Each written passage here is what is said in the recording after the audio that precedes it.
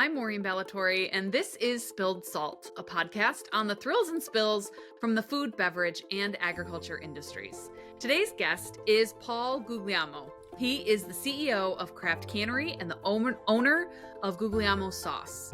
He said, I was reading his website in preparation for today's episode, and he said part of being Italian is absolutely loving to cook for other people. And so, I can tell you, I married an Italian. And so, based on my experience, that is absolutely true. And it also just says a lot about Paul. Not only has he taken his Grandpa Pete's sauce recipe and turned it into, if you're in Greater Rochester, it's a household brand, but further beyond that as well. But his cell phone number is literally on every jar of Guglielmo sauce. And he is now also helping other people bring their dreams of bringing their sauces or other consumer packaged good brand to market through Craft Cannery. Lovely conversation with Paul today. He also talks about his experience in the Grow New York competition. He was one of the winners in 2022. He talks about how he has gone through his career pursuits to take on new enterprises in ownership of Craft Cannery and others, and also bringing on partners. And one of my new favorite parts of discussions with guests on the show too, a high point and a low point from his career. Enjoy the conversation. Oh my God, I'm just honored. I can't even believe it. Look at that face. It's the face of Maureen Ballatori. I can't believe we're going to podcast together. This is exciting. Thank you for having me. You're too kind. I'm so excited to have you here. You've got a remarkable story, and I look forward to sharing it with today's listeners. So we're going to do what I always love to do, which is take it all the way back to the beginning. So tell everybody what baby Pauly's childhood hopes and dreams were, your first job leading up to the work that you're doing now. I grew up in Northeast Ohio. The first time I ever passionately wanted to be anything was when my parents took me to see Jurassic Park in the movie theater, and I decided I wanted to be a Hollywood actor that day. Ooh. I understood, I think I was 12, so I understood the idea of acting, but also I was so into that movie that I was like, I just want to be on the set acting like I'm afraid of the Tyrannosaurus Rex. And I vowed that day that I would be a Hollywood actor one day. And I'll tell you what, Maureen, I'm not dead yet, so we'll see. Yeah, hey, you never know. First job was McDonald's, unless you count working in my grandpa's yard. Right. Raking yards or like digging the trenches or edging the sidewalk. But my first real job was McDonald's when I was 16. Got a job working for $5.25 an hour at Mickey D's, and I worked there through high school. And then I also was an exchange student in high school to Italy. So I worked and saved up money. And I actually, a fun fact about me, since you want to start so early, is that for a short period of time, I dropped out of high school. Did you really? Yes. It's kind of a loophole. I didn't really, but I had to formally withdraw to become an exchange student. And I didn't leave for Italy until mid-September. And so when all my friends, and in Ohio, we go back to school early, like mid-August. So Okay. I had to formally withdraw, aka drop out of high school, and then I worked at McDonald's to earn as much money as I could before I left for Italy. So for about 4 weeks in 1999, late summer, my friends were in school, and I was working at McDonald's every day as an official high school dropout. Wow. And how old were you, did you say? 16. Okay.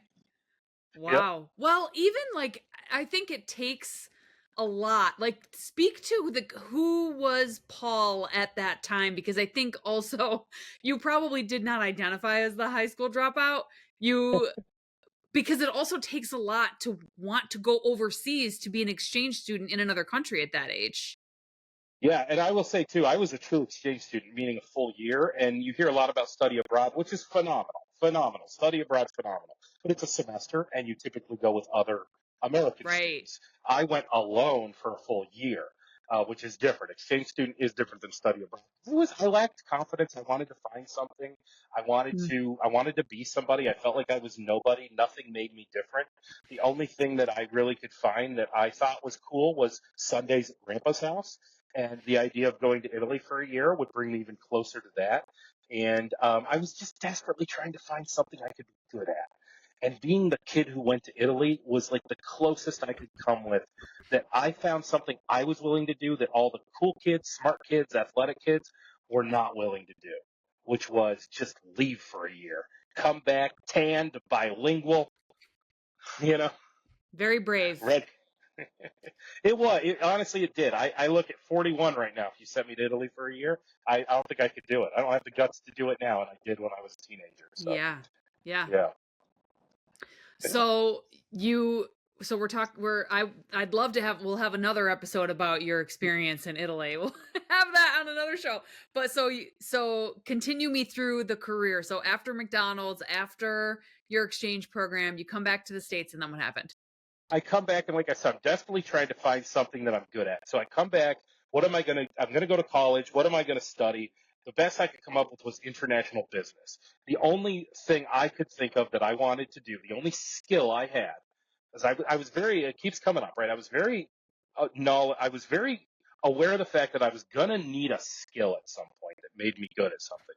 And the only skill I had at that point was I did come back bilingual. So I thought I could go to Italy and maybe work at a hotel or something. And if I could work at a hotel or something, I could be the English speaker. I could be the translator. I could somehow, some Italian business must do business with America and need an American on their side to speak that language.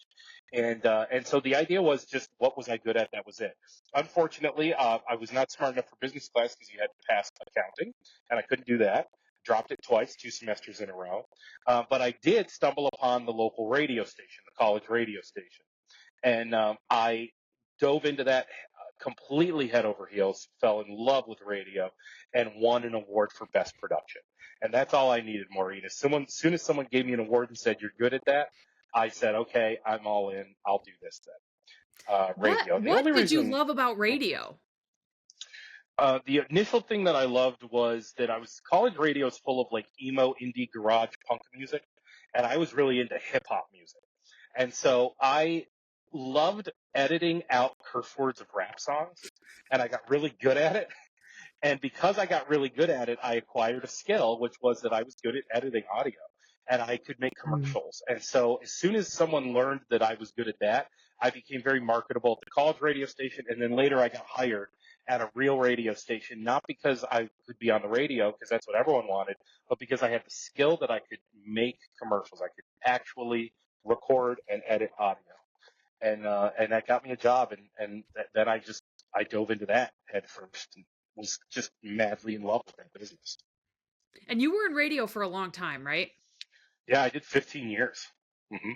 And so what was the straw that broke the camel's back that made you say, maybe I want to make a shift from this? Well, so I did start the business, just Guglielmo sauce, not Craft Cannery, but the actual Guglielmo sauce. I started while I was still there, and it was on the side. Started as a side hustle. Well, started as a hobby, turned into a side hustle, turned into an actual part-time job, and eventually turned into a full-time job between 2013 and 2020. But there was also, so while that was rising, radio was falling, frankly, and I was not super thrilled anymore to be doing what I was doing in radio. I started to be burned out. I started to, radio in general was not necessarily a business that was just looking like it had this really bright future. And so yeah, I didn't feel looked out for by my management, frankly, which is, like you said, a whole nother podcast. I started to lose faith in my leadership, frankly. Mm. And all of those things combined, plus the fact that I had this, it was kind of like I always had these two things. I had radio and I had sauce. And I knew one point, one of them would boil over and I'd need to give attention to that. What I didn't expect was for the boiling over to happen on the sauce side and for the other pot to just completely stop boiling, period. Uh-huh. Right. And they both happened at the same time. So you said that from 2013 to 2020, Guglielmo sauce turned into a full-time job. What was what made that happen? What made it a full-time job? What were you doing? So at the very beginning, it was signing up for all the farmers markets, all the arts festivals, music, food festivals, anywhere I could go pop up a 10 by 10 tent and hawk sauce was what it really started as. And then during the day, on weekdays, the one advantage of working in radio is I was done at noon every day because I went to work at 3 o'clock in the morning. So I was a morning shift guy. So I would drive around all afternoon just cold calling, trying to get my sauce into stores, wineries, um, big supermarkets, everything from local delis to supermarkets to wineries, etc. And so after I built that for a year or two, then it turned into fulfilling those orders, running demos, doing all this, still signing up for all the events. And it became very, very time consuming. And when you take that, when I say it was a full-time job, as you know, Maureen, being an entrepreneur, being a business owner, 40 hours is really not a full-time job. I would say at that point, I was probably putting in 40 hours in radio and 30 or maybe 40 hours in sauce. Luckily, I didn't have children yet, so I was able to do Hmm. that. But I was really around the clock between the two. It had become a lot. But sauce was only getting 30 or 40 hours. So when I say full time, it was barely full time. And it wasn't Hmm. paying like full time. Sure, right. So that my story is so similar to that because I did the same thing, right? I worked a full-time job, and any other minute that I wasn't at work, I was working on Agency 29 and growing that and bringing in my own clients, and my husband worked an 80-hour a week job, and so he was never around. So if I didn't do much else, right? I went to work. I saw him on Monday afternoons basically, and the rest of it was building the agency. And so I think it's such a difficult thing because now so much of what people want is balance, right? Work life Yeah. balance. And when you're building, you really need to just give it your all in order for it to like take hold and gain some traction. Yeah, I hate to say it because it's not a popular thing to say. Hustle culture. I don't know how old you are, but I don't think we're too far apart in age. Uh, Hustle culture was popular when we were young and building our Right. things. But now, in the last maybe 5 or so years, it really seems like it's a curse word to talk about working around the clock Yep. and to. But honestly, yeah, it, I even feel uncomfortable even talking about it because it's so like you just they a lot of people just don't think it's healthy, and maybe it's not. But if you want to be successful, it's really, really hard to be successful, and the only way to really do it is to either get lucky and invent something, Mhm. or and even in most cases, you still are probably going to work around the clock doing that, or just work your freaking ass off. And Yeah. yeah, I do. I'm honored. I know you are as well, but I'm honored to speak a lot in Mhm. front of classes and aspiring entrepreneurs and things like that. And I talk about that, and I don't know. I don't know if that's something that is bred in young people. I don't want to be the guy who craps on young people. There's a lot of beautiful things about young people, but I just don't know if you tell a 22-year-old who's aspiring to be something that they might be looking at 60 to 80-hour weeks for a few years. They don't like that. They don't like to hear Yeah. that. Yeah. Yeah. Yeah, I agree. It's definitely a shift. And hey, maybe the Gen Zs and the Gen Alphas that are coming after that, maybe they'll all be better than us, right? Because they Oh yeah. prioritize their well-being and their self-care and, and their wellness and all of that. And, they won't need therapy, but who know, or I guess they start therapy at like 10 years old. Yeah. So anyway, I digress. So in my research for this episode today, I saw that your first day of production for Guglielmo sauce was July 2nd, 2014, and you made 30 gallons. So how does Yeah, it that's feel to right. reflect on like what you felt going into that, your first big mass production, and then what you do now with Craft Cannery, which I also want, to explain that too, to let all the listeners know what Craft Cannery is. Well, it feels so much the same. That day feels like yesterday. I still feel like I am just trying the next thing and seeing if that works. And I still feel like one day some, government agency is going to show up at my front door and go, we're on to you. We know that you don't actually know what you're doing. So you need to quit. You need to go back and get a job, right? And I just feel like such a imposter syndrome because I don't feel any different than I did that day. It was like, well, we'll try this and see if it works. little smarter, maybe a little bit more savvy, but no. Craft Cannery is a contract manufacturing plant. It's a place where if you have a recipe for a sauce, you can come to us and we can actually commercialize it for you, meaning we can bottle it for you and make it so that it's legally sellable in stores. And the breakthrough idea on that was, I think every entrepreneur's dream is, can you find a problem that needs solved? Because and I'm embarrassed because I'm talking to you because you're so much more of an expert than I'll ever be. But like, so just tell me if I'm way off. But a lot of people they say, well, I'm going to start a business, and they go, well, I'm good at baking and I like baking, so I'll start a bakery. And listen, I did that. I like making pasta sauce. I made pasta sauce. But did the world need another pasta sauce? Like, Mm. was there room for another pasta sauce? Does the world need the bakery? And maybe it does. Maybe you found a town that just doesn't have that little artisanal bakery. Or maybe you put yourself in between Savoya and Leo's Bakery to make a local Rochester reference, and maybe it's saturated. Well, sauce is saturated, and while I love Guglielmo sauce, and it still exists to this day, and that it will always be my baby, I wasn't solving a problem with Guglielmo sauce. I was just following a passion. Craft Cannery, we solved a problem. If you are looking to manufacture a food item at small scale, you don't have hundreds of thousands of dollars to get started, it's really, really hard to find anybody willing to do it for you. We needed to break down the barrier, and it needed to be that if you just wanted to get a sauce on the market without jeopardizing your future by going into debt, that needs to exist. The other thing, too, though, is that supermarkets like Wegmans, Tops, Price Chopper, etc., even they want to diversify their offerings, their private label offerings, and can't find co-packers willing to do smaller runs. Wegmans might come to us to do an item that to us is a big item, but to another co-packer is a small item, so small that they might not even be interested in doing it. And so there really was room. There was room to be small to medium scale manufacturing, and it was a problem that needed solved. I'm sorry about the really long answer, but No, I think we yeah, stumbled you're upon right. Yes, you're right. It was needed. But how did you go into that? You left the radio, you're doing Guglielmo sauce, you're growing and scaling that and working on it. How then the jump to Craft Cannery? I'm naturally curious, and I think that's how I know you. Is I've just seen you out a million times, right?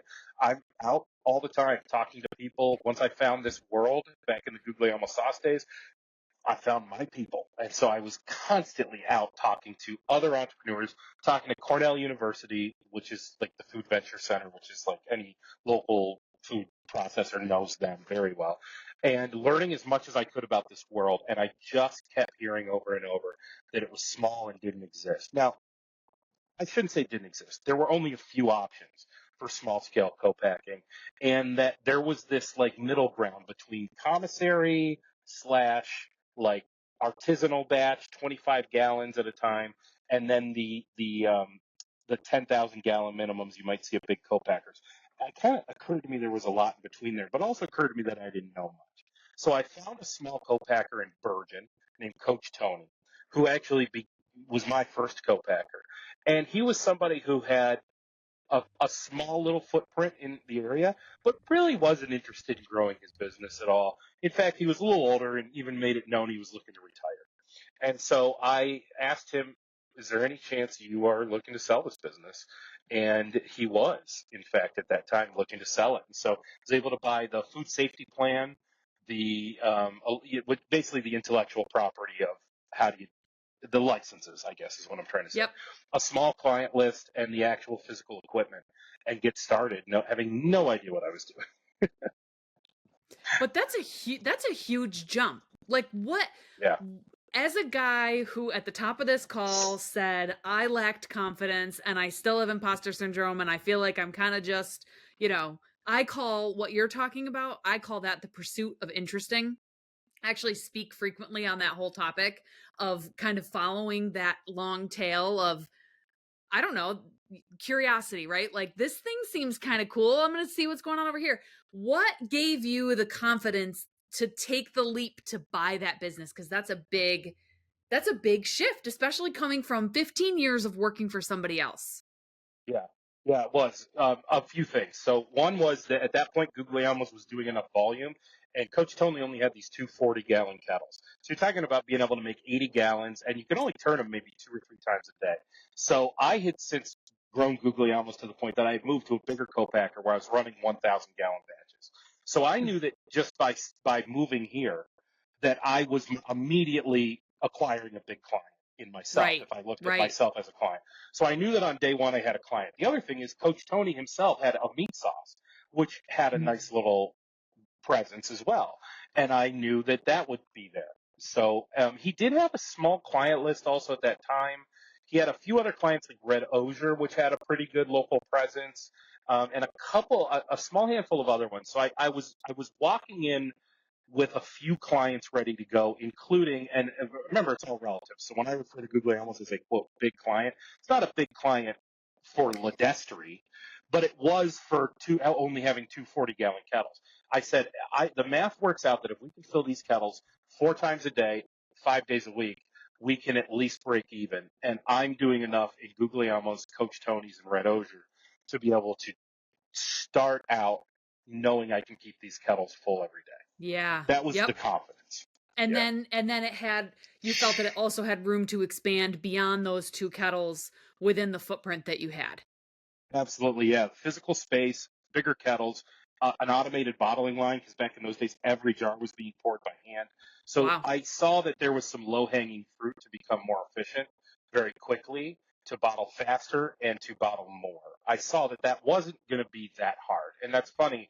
It was way harder than I thought it was going to be. And so what year was that acquisition? That was actually 2020, the very beginning of 2020. And another thing where now this was just pure luck, but when you hear 2020, everyone's mind automatically goes to COVID. But the truth about COVID with what we were doing, and I want to make sure I say this very delicately because personally, COVID, of course, was terrible. And for many businesses, the restaurant business, terrible. But if you were bottling shelf stable pantry food items in April of 2020, not terrible. Not Yeah, right. terrible. Yep. So 2 months into this, we got handed a pandemic, and the very beginning of 2020, before supply chain issues and before inflation, for a few months, it was just fine. We were Uh-huh. getting everything we wanted. All the food businesses were essential. So all the distributors were selling me anything I wanted, and we were bottling, and man, everything we made was sold the second we put the cap on. It was a really lucky break to Mhm. open right at the beginning of COVID. Yeah. Yeah. And then so 1, 2, skip a few, Grow New York 2022. Yeah. Talk Oh about that. my God. Well, I went in 2021. Genesee County asked me to be their guest to work at their kiosk. They have a kiosk. So I went and so I did. I did like there's like a show hour at the beginning, and then there's these pitches. So I went in the other room and I watched all these pitches, and every one of those pitches. I mean, it was a lot of fun. I felt like I was watching TV. I was like, this is great. I'm popcorn watching pitches like Shark. It's like I'm watching Shark Tank live. I was like, this is great. But I was so impressed and intimidated because they were all so smart. They're so brilliant, these people. And the ideas, every single idea would come on. I go, that's the best idea I've ever heard. And then the next one would come on. I go, now that's the best idea I've ever heard. And then the next one, now that's the best. And every one of them made such a good case for themselves. But what happened was that I heard, and at that time had heard many times, that there's a need for manufacturing. And man, if that didn't come up over the 2-day Grow New York, if that didn't come up at least a half a dozen times in either an entrepreneur or in one of the panels, somebody said, we need more manufacturing. There's a need for manufacturing. That it occurred to me that all I really needed to do was get up there and say we're a manufacturer and we'd have a leg up. Yeah. Because everyone, and then in Q&A, also, the judges are constantly asking, where do you plan on doing your manufacturing? How are you going to find manufacturing? So I was just like, man, I just go up there and say I'm a manufacturer. Like that seems like I'm Yeah. gonna fit a niche already. And I'm like Googling also past years, and like nobody was really manufacturing. Not nobody, but it was rare. Right. So I just started asking people if they thought I was crazy, and everyone was like, no, you got to do it. Apply. You got to do it. You got to do it.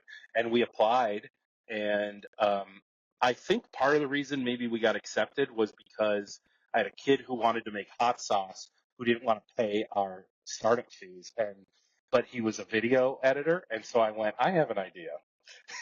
What if?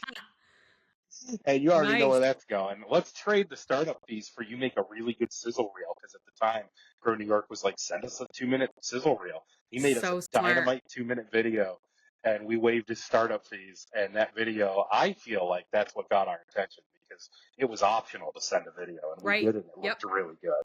Yeah. Yeah. So I do first round judging reviews. So when those applications come in every year, like me and a number of others, I think there's, I don't know, like 20 of those first round judges that review 20 applications and then choose four, I think. Well, no, two and two, sorry. Two and two to put through like top and then backups basically.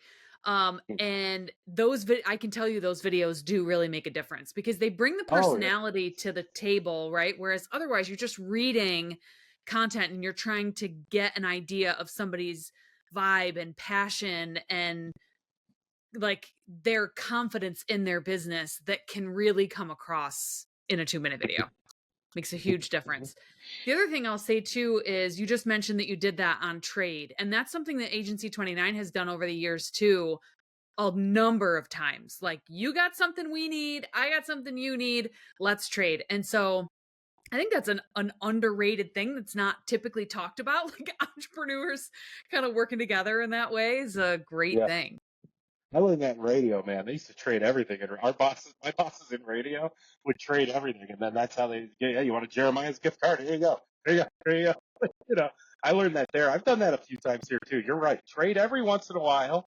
You Yep. just kind of look at each other and say exactly what you just said. You got that. I got this. What do you say? It Yeah. works. Right. Yeah. Yeah. Yeah. Yeah. And you're right. It has to be balanced. Can't do too much. So you anytime I talk to you, you mention your partner and mentor, Tom Riggio.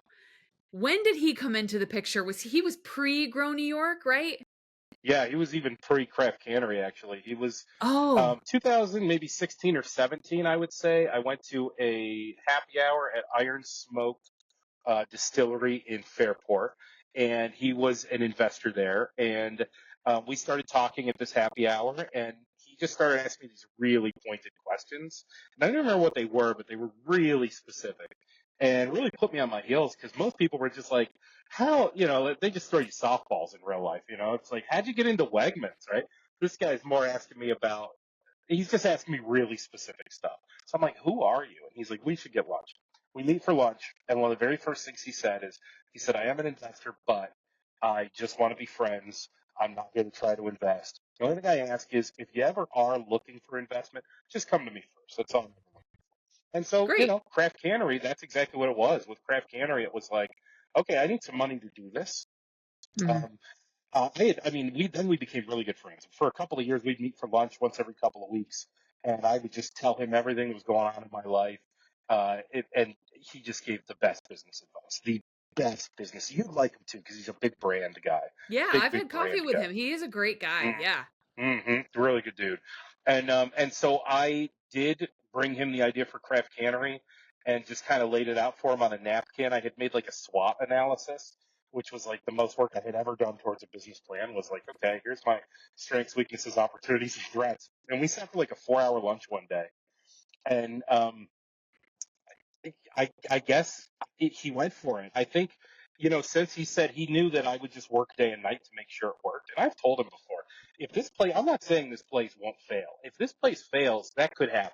But I promise you, this place is going to fail with, like, it's going to go down in dust and smoke. And like Khaleesi from Game of Thrones, I will be standing in those ashes being like, no, no. Yep. Like, it's my everything, man. That's why investors invest in people. Like, investors know generally whether a business is going to do well or not by the spirit of the founder. Yeah, I appreciate that. I mean, he says that too, and I do think looking at manufacturing, it's kind of safe. Not to say that it never fails, it can, but it's kind of safe, but it's also not offering when you do eventually sell your business, you're not getting 20 and 30 time multiples like some of these Right. brands, Yep. CPGs will get. Yep. And so manufacturing, sure, you can sell it and sure, you can just make money off of it for a long time. But I don't know if you're ever going to sell it for 20 times what it's worth. That doesn't happen in Hmm. manufacturing. So that was kind of going against the grain for him because he's looking for that 20x, 30x.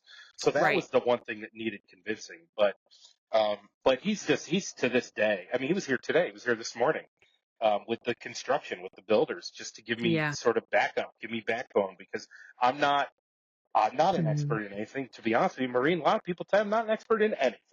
So I need as much help as I can get. So just to backtrack on that, you were one of the winners of Grow New York in 2022, and part of your pitch was we need investment to expand the facility to serve more businesses because we're at capacity. There is still more need, and we want to be able to help support more CPGs, and so we need to expand, and that's what you're doing now, right?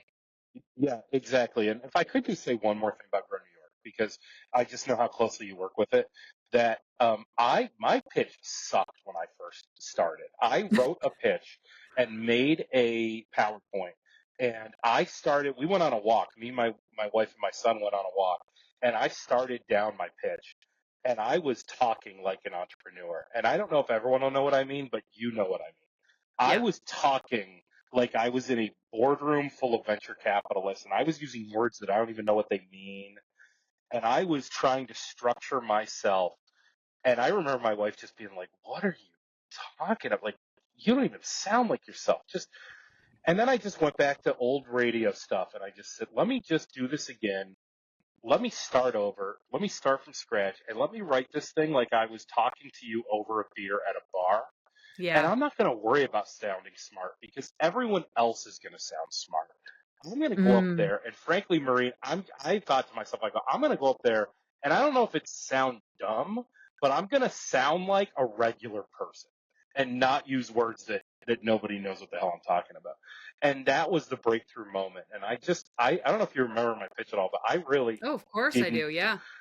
it was not overly structured. It was every slide I knew what I was supposed to talk about, but if you heard me do that pitch 10 times, it was different all 10 Right. times, which scared Yeah. some people. Right. Scared some people. I'm sure it did.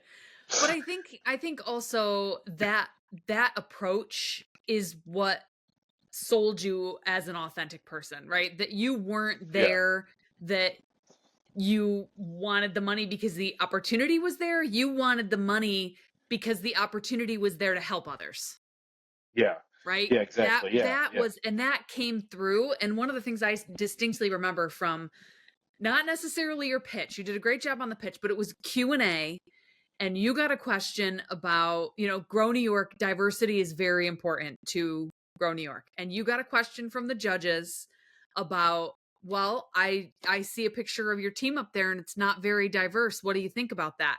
And you answered authentically. Yeah. Yeah. You know what? Because I was like, I don't like it either. It sucks. That's the best. That's the best I can do when I put out applications.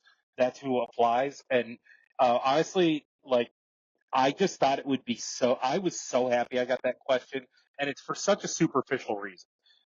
Because I should be happy I got that question because we need to do more to diversify our workforce. And of course, I was happy I got that question because I knew that if I could say I don't know the answer to something in a really specific way, it can't be like an important question. It can't be like Right. your numbers. Like you got to know the answers to your number question. But if I could say I don't know, but I'll find the answer for you, that would be so different than anything they'd ever heard. And that Mm. gave me the ability to go, I don't really know why there's no bus routes coming out to Virgin, but I can't draw from the city unless there are. I did talk to so-and-so about maybe starting a carpool thing, but I don't know if that's going to go anywhere either. And I don't, I'm going to try and do better on that. No one ever does that. No one ever just goes like, I don't know. Like it never Yeah. happens. And I was like, oh God, I got to actually say I don't know. I feel like that's refreshing. It's authentic, you know? Yes, But exactly. then my authenticity also screwed us though, because we got asked a question about selling the business and I didn't realize they were asking like, what's your plan to sell it? We'd like to hear that you have a plan. And my answer was like, never going to sell it, man. Just having so much fun. And in reality, then Because you Tom, like, wanted to send the message of I'm sticking around, I'm not going anywhere, you don't have to worry about it, right?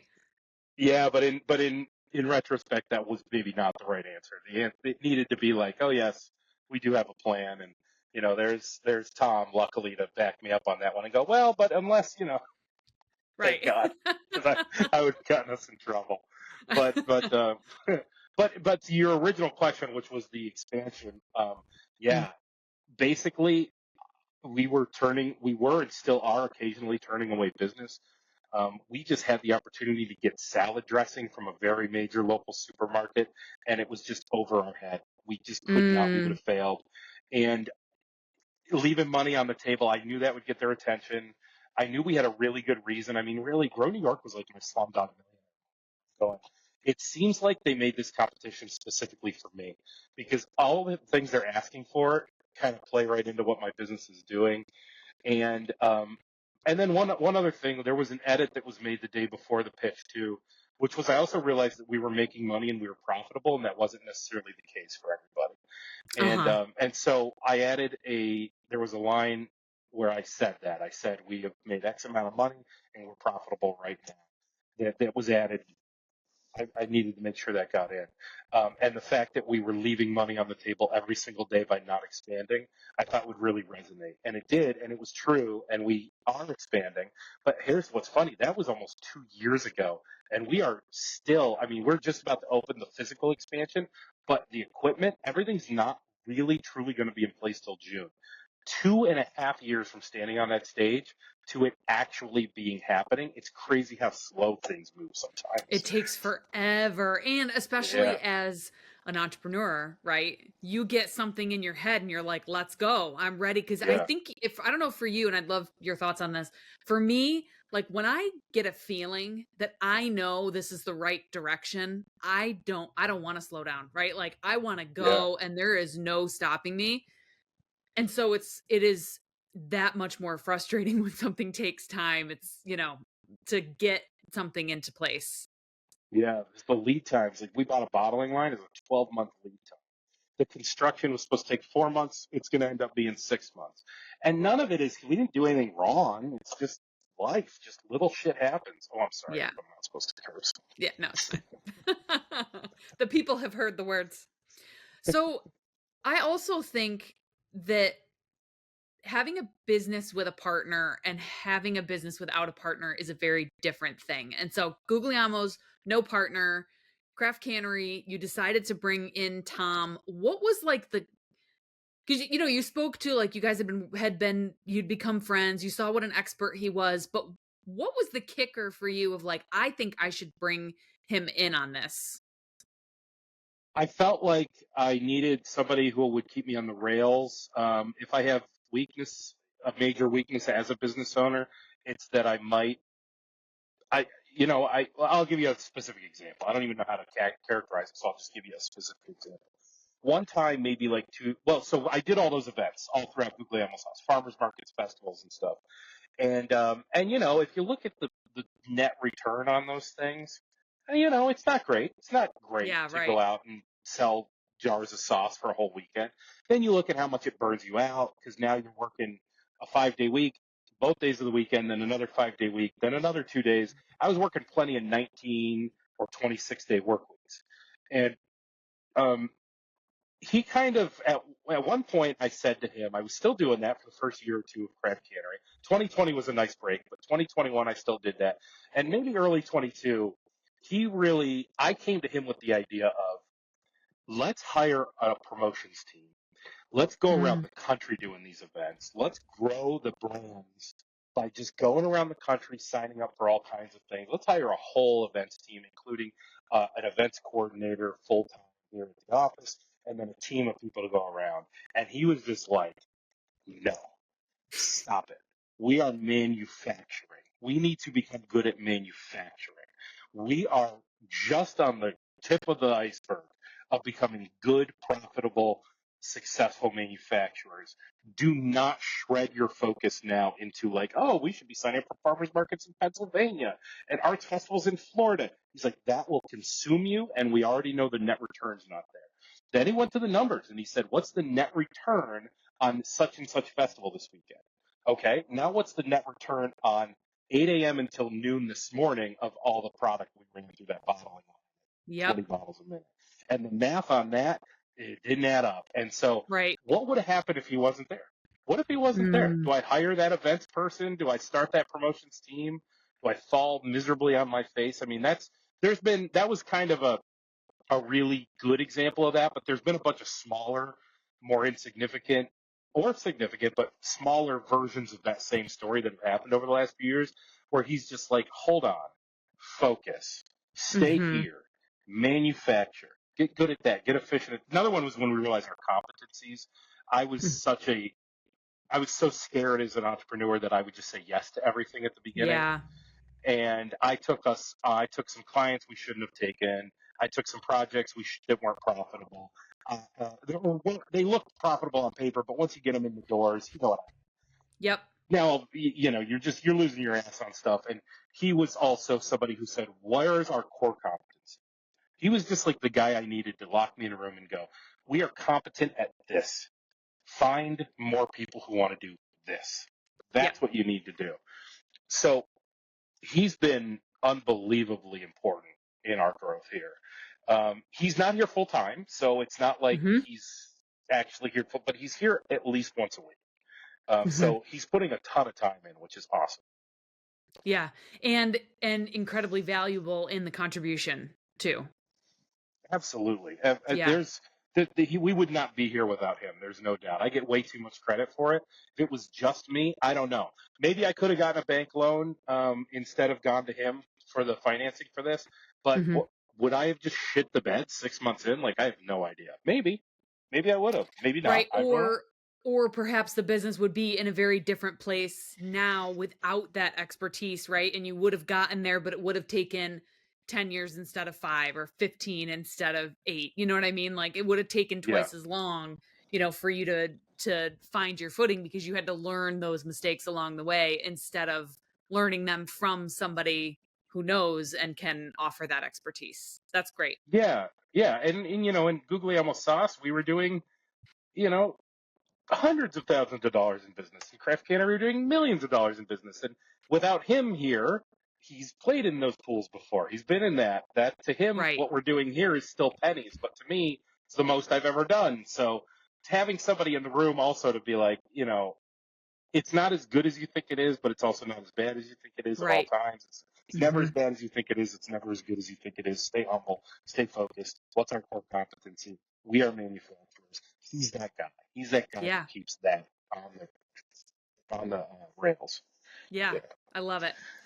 So, slightly lesser known fact about the Paul Guglielmo is probably that your family owns Redbird Market in Fairport, right? And so you have Yeah. an immediate outlet for Craft Cannery. That story is similar to the one that led to your Craft Cannery acquisition, too, right? Yeah, it is. Yeah, you're right. I love that with our startups. I love being able to say, not only will we make your product, but I'll give you your first shelf space too. That is Yep. a huge thing. I always think that's amazing. Yeah. So I had a delivery driver at this point, and she called off that day. She couldn't be here that day, and so I went out and made deliveries one Friday afternoon, and I got to Redbird Market, and the woman who owned it at the time, Luann, was in there, and I delivered my sauce, and she says, "Well, Paul, I guess I should probably let you know this will be your last delivery to Redbird Market." And I was like, "Oh no, why are you kicking us out?" And she was like, "No, no, no." She said, my husband and I have decided to retire.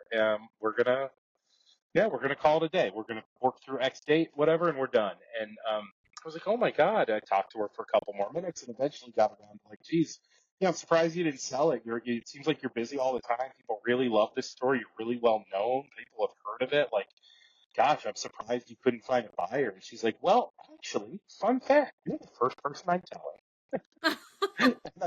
And I was like, could you do me a favor and tell nobody else? And like, can you print out like just a few, I don't know, profit and loss reports or like, like, could you just print out some stuff for me? And she was like, "Oh, sure." And she got what I was saying and called my accountant. And within about a week, we met with her again and were saying, yeah, it's not this like monster juggernaut. but it's Yeah. profitable. People love it. Yeah. It's everything I said. It's profitable. People love it. It's busy all the time. It's a real key piece of Fairport, which, by the way, Fairport has come alive. This vibrant little village with walking traffic galore.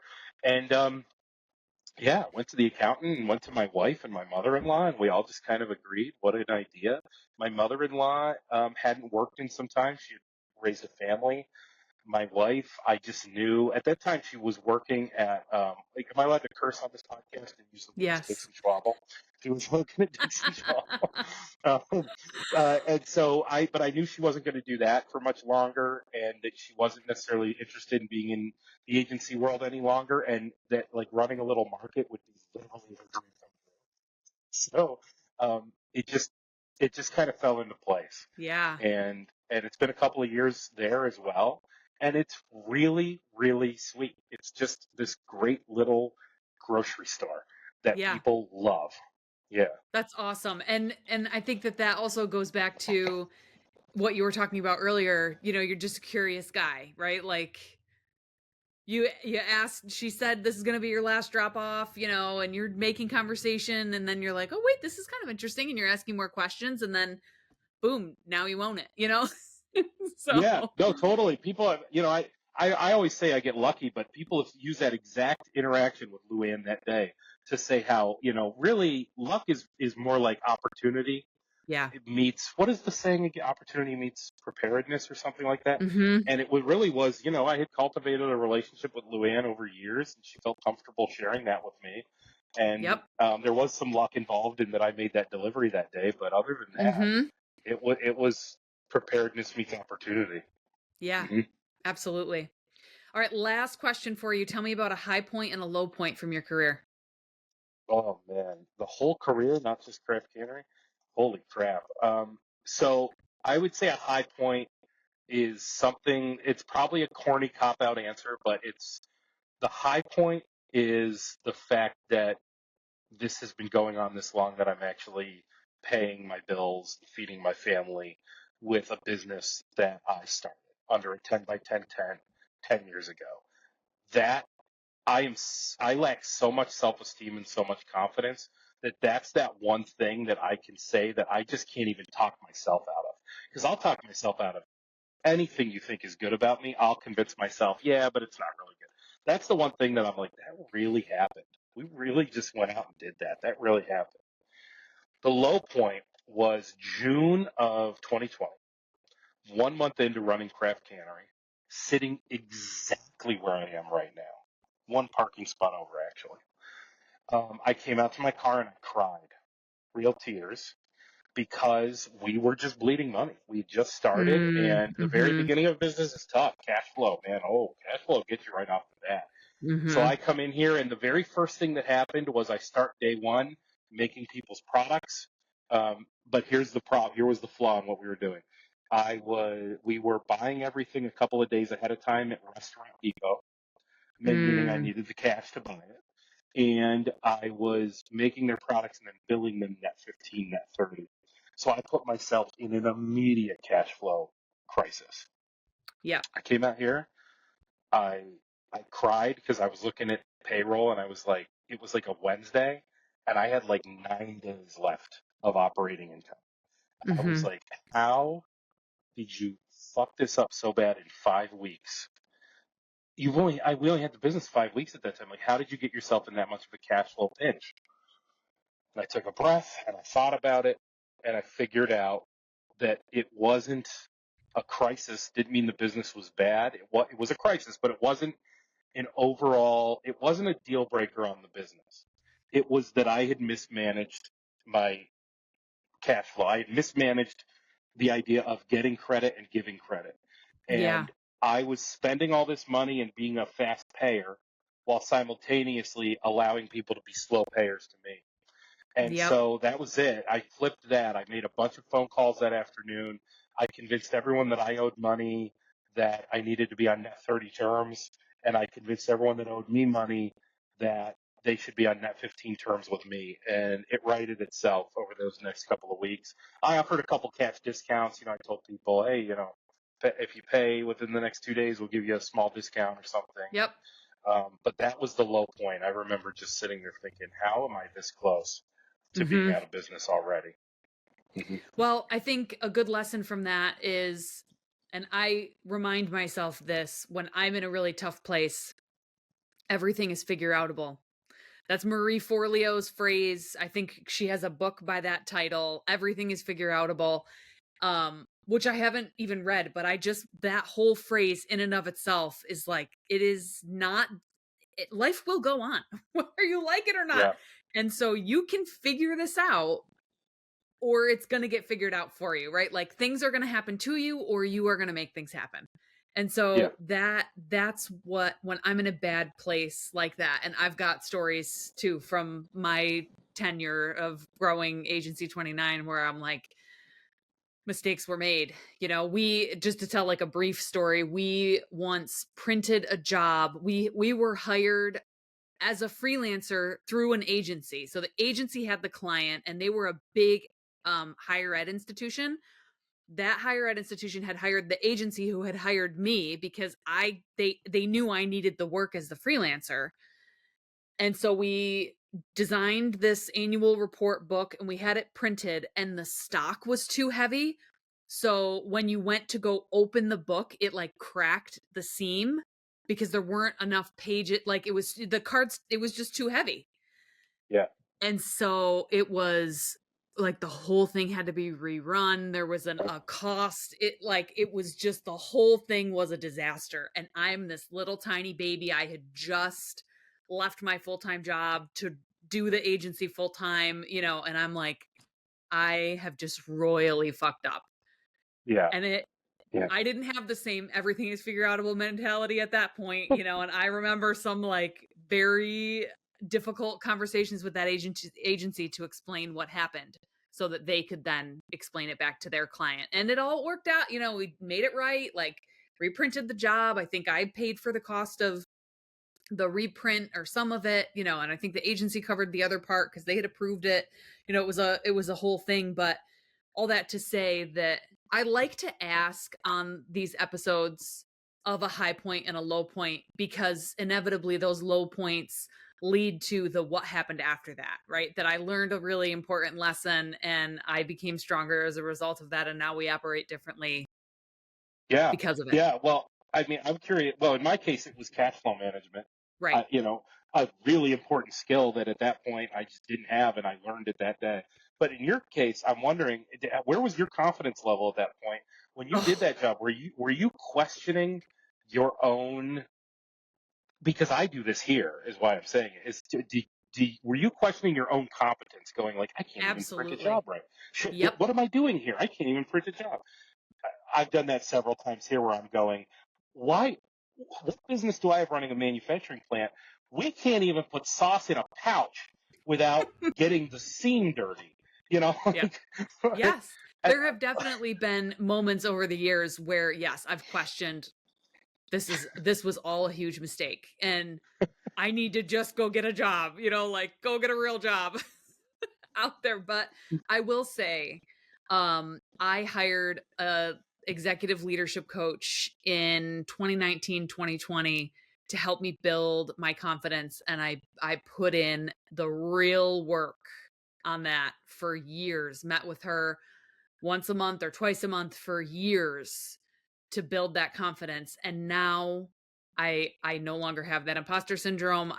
Things happen and I feel competent and able to apply that everything is figure outable mindset. Like bad things happen and I'm like, okay, a bad thing happened, what am I going to do about that?